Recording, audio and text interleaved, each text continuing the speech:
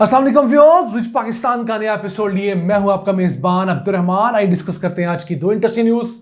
पाकिस्तान ने रोमानिया से जदीद तरीन बहरी जहाज हासिल किया है, जिसके जरिए हम अपनी समंदरी हदूद को बेहतर तरीके से मैनेज कर सकेंगे। पाकिस्तान में होने वाली स्मगलिंग, बॉर्डर की मॉनिटरिंग, दहशतगर्दी और बहरी कज़ाकी जो इस खित्ते के अंदर हो रही है, उसे बहुत हद तक कंट्रोल किया जा सकेगा। ये बड़ी डेवलपमेंट है, इसे आज की वीडियो में डिस्कस करेंगे और आपको बताएंगे कि किस तरह इन नए जहाज़ों के जरिए पाकिस्तान के बड़े जहाज़ इन कामों से फ्री हो जाएंगे और वो दुश्मन से जंग के लिए सिर्फ इस्तेमाल किए जाएंगे। इसके अलावा आज की दूसरी खबर, सिंध हुकूमत सैलाब के अंदर बह जाने वाले घरों को दोबारा तामीर कर रही है। अब तक 2.25 लाख घर तामीर किए जा चुके हैं। टारगेट है 21 लाख घरों का और इस वक्त 6 लाख मजीद घर ज़ेर तामीर है। एक बड़ा प्रोजेक्ट है, दुनिया का सबसे बड़ा प्रोजेक्ट। इसे पीपल्स पार्टी कह रही है। इस अहम प्रोजेक्ट को प्रोग्राम के दूसरे हिस्से में डिस्कस करेंगे। रोमानिया ने जदीद तरीन PNS हुनैन बहरी जहाज पाकिस्तान के हवाले कर दिया है।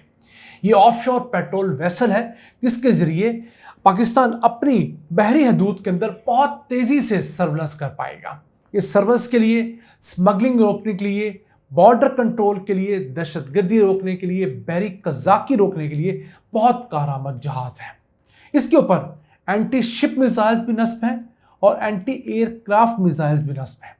और अगर पाकिस्तान चाहे तो इसके ऊपर supersonic anti ship cruise missile भी नस्ब हो सकते हैं। सुपरसोनिक मिसाइल वो मिसाइल होता है जो आवाज की रफ्तार से 2 से 3 गुना तेजी से ट्रैवल करें।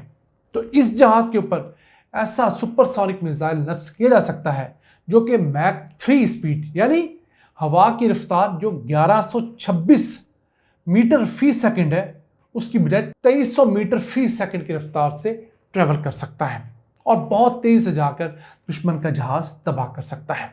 अब पाकिस्तान ने 2017 के अंदर इस तरह के 4 जहाज लेने के जो है मुआहदे किए थे, 2 नीदरलैंड से और 2 रोमानिया से।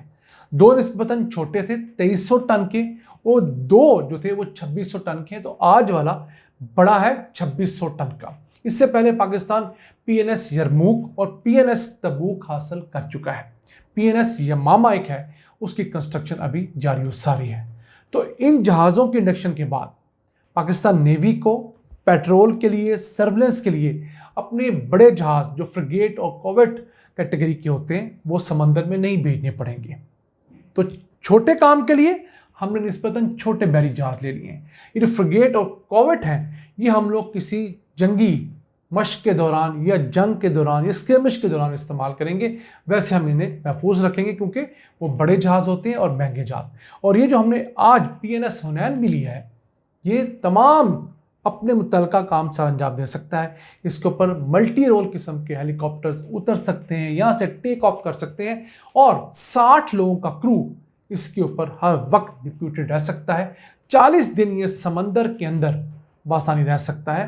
तो 40 दिन इसे पोर्ट पर आने की ज़रूरत ही नहीं, ना फ्यूल के लिए, ना खुराक के लिए, ना किसी और काम के लिए।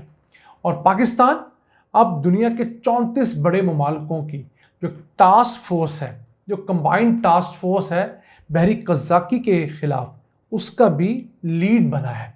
यानी उसको पाकिस्तान कमांड करना शुरू कर चुका है जुलाई के अंदर। तो उसके अंदर पाकिस्तान को हेल्प मिलेगी ताकि ये जो शिपिंग लाइंस हैं, और पाकिस्तान दुनिया की जब सबसे मसरूफ़ तरीन शिपिंग रूट पर मौजूद है, तो उसका भी पाकिस्तान को बेनिफिट मिलेगा। आइए डिस्कस करते हैं आज की दूसरी अहम खबर के अलग। 2022 के अंदर सिंध में बहुत बड़ा सैलाब आया, जिसकी वजह से पाकिस्तान और खुसूसन सिंध के अंदर बहुत तबाही मची। सिंध हुकूमत ने 21 लाख तबाह होने वाले घरों की दोबारा से तामीर का आगाज़ कर दिया है। तो सिंध हुकूमत के मुताबिक अब तक 2.25 लाख घर बन चुके हैं। इसके अलावा 6 लाख घर इस वक्त ज़ेर तामीर हैं और हुकूमत की ख्वाहिश ये है कि वो हर महीने 50,000 से 70,000 घरों को तामीर करें। एक बहुत बड़ा प्रोजेक्ट है और सिंध हुकूमत के मुताबिक ये इंसानी तारीख का सबसे बड़ा घर तामीर करने का प्रोजेक्ट है। इससे पहले एक प्रोजेक्ट नेपाल ने किया था जहां 7,80,000 घर बने थे 5 सालों के अंदर। पाकिस्तान में भी इस तरह का एक प्रोजेक्ट 2005 ज़लज़ले के बाद शुरू किया गया था, जिसमें तकरीबन 6,80,000 से 7 लाख घर बने थे।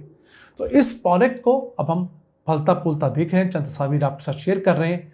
इसके अंदर world bank, Asian development bank और बहुत सारे दीगर बैंक हमें फंड कर रहे हैं। कोई 600 से 700 अरब रुपए का प्रोजेक्ट है। इसमें ऐसे लोग जिनके घर सैलाब के अंदर बह गए थे, उन्हें लोकेट किया गया, उन्हें देखा गया, वेरीफाई किया गया और फिर एक मॉडल बनाया गया कि एक घर का घर जो है वो तामीर करने के लिए 3 लाख रुपए हुकूमत सिंध दे रही है।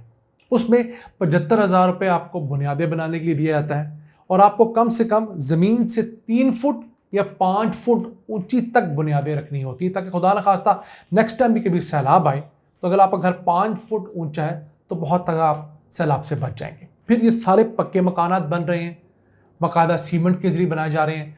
75,000 आपको पहले मिलते हैं, फिर आपको जब लेंटर बनाया जाता है तो उस वक्त आपको लाख रुपया मिलता है, फिर छत और प्लस्तर के लिए आपको 1 लाख मिलता है और फिर आखिर में दरवाजे और खिड़कियों के लिए आपको 25,000 रुपये मिलता है।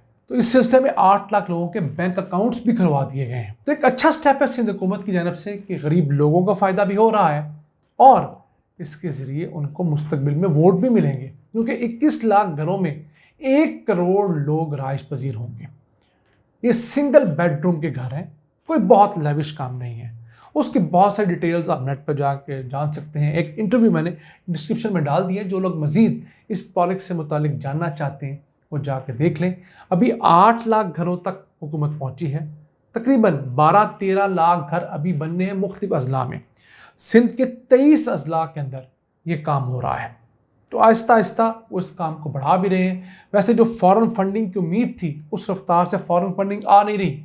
पाकिस्तान ने सैलाब की मदद में 11 अरब डॉलर्स के प्लेजेस दुनिया से लिए थे कि दुनिया 11 अरब डॉलर्स के में फंडिंग करेगी। अब तक सिर्फ 3 बिलियन डॉलर्स पाकिस्तान आ चुके हैं। तो चूंकि फंडिंग भी स्लो है, लेकिन फिर भी एक काम जो लोगों को हेल्प आउट कर रहा हो, उनको स्ट्रॉन्ग कर रहा हो, उनकी ज़रूरियात पूरी कर रहा हो, खा वो कोई हुकूमत करे, हमारा काम है उसे प्रमोट करना। इस काम में भी यकीनन कोई ना कोई कमियां कोताहियां होंगी, हर काम की तरह। लेकिन अच्छा ये है कि एक गरीब शख्स जो कच्चे मकान में बैठा था, अगर उसे अच्छा प्रॉपर बिल्ड एक इंजीनियर की मदद से बताया हो, पक्का घर मिल जाए जिसमें सीमेंट, सरिया, तमाम चीज़ें और पक्की ईंट लगी हो, तो निस्बतन ज़्यादा महफूज होगा। कल को आने वाले सैलाब में वो इस तरह दरबदर नहीं होंगे जिस तरह 2022 के सैलाब में हुए थे। नाज़रीन, ये था आज का एपिसोड। अपने मेज़बान अब्दुल रहमान को इजाज़त दीजिए। अल्लाह निगहबान।